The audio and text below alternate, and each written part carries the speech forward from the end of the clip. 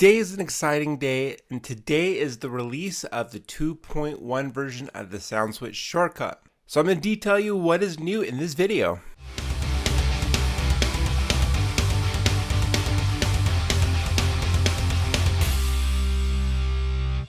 Hey everybody, how's it going? Daryl here. Welcome to the channel. When I set out to start programming lights, I just wanted lights that matched the energy of the music, were easy to run, and would set my company apart in the videos and media that we shared, as well as the live experience. And with that in mind, that is how I have designed the SoundSwitch Shortcut. Just my own personal SoundSwitch template that I use myself to help me control my lighting at gigs and have it look fantastic and to match the energy. Because it is my pet peeve when the lights are just zipping around and flashing like crazy during a slow dance song. Before I dive into what is new with the SoundSwitch Shortcut 2.1, just a small recap. So the SoundSwitch Shortcut is a combination of a bunch of different auto loops and static looks that include a bunch of the popular lighting fixtures that DJs use, including pixel tubes, uplights, moving heads, and even Gigbars. And if you're interested in picking this up, I'll have a link in the description below where you can get that from my website.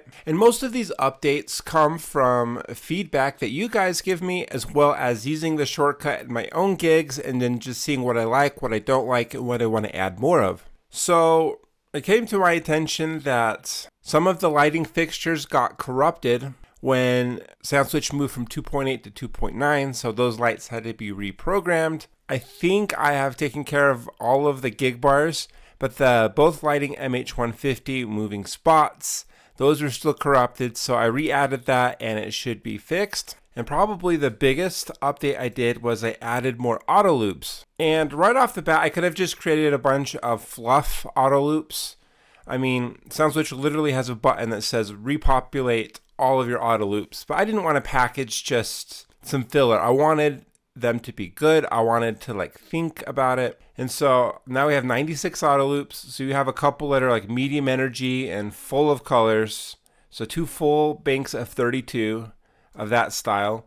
And then slow dance, we added some more. And then I had a lot of requests for people wanting more flashy type of auto loops, so I've done that. And I agree, I think that the flashy auto loops are really cool. It's what really sets it apart in my opinion. Yeah, there's a lot more new auto loops, and yeah, I do have one tube right behind me. So I'm not going to go through each of these auto loops, but I think that's almost 50% more.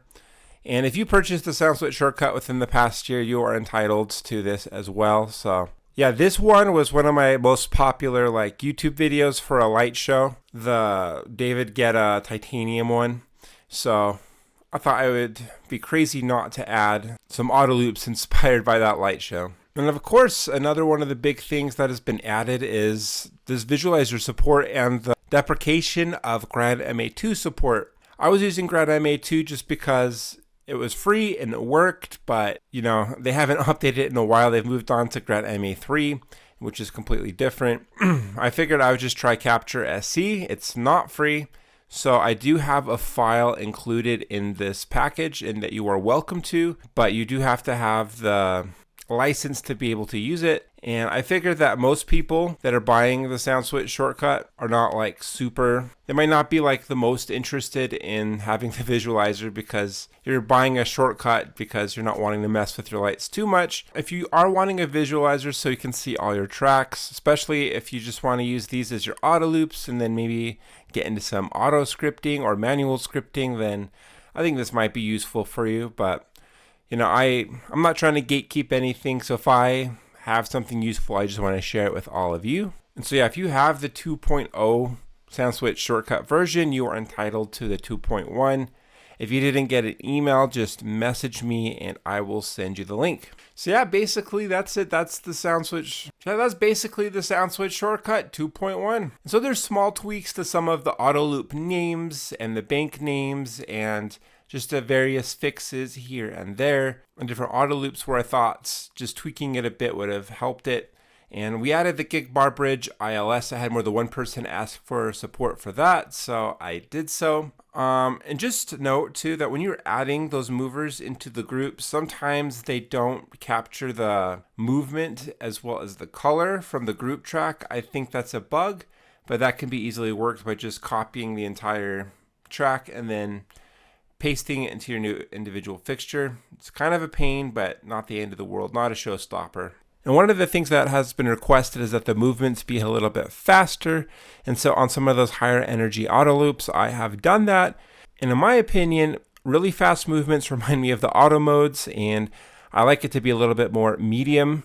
And remember that you can override the movements if you want it to be really fast. And I've had a number of people also ask me how to manually program more intricate sequences, chases, and auto loops, and manual scripts for light shows. And that is definitely something I've always wanted to do. And I didn't think that after having my channel for almost 3 years that I still haven't gotten to it, but it is on the agenda. It is something I want to do. One of the reasons I really haven't wanted to explore Wolfmix or Maestro or any of the other DMX solutions, because there's just so much more content I want to create for SoundSwitch, and that keeps me busy. So what are your thoughts on the 2.1 version of the SoundSwitch Shortcut? What else would you like to see in future versions? Well, thank you so much for watching this video. Please smash like and subscribe if you haven't already.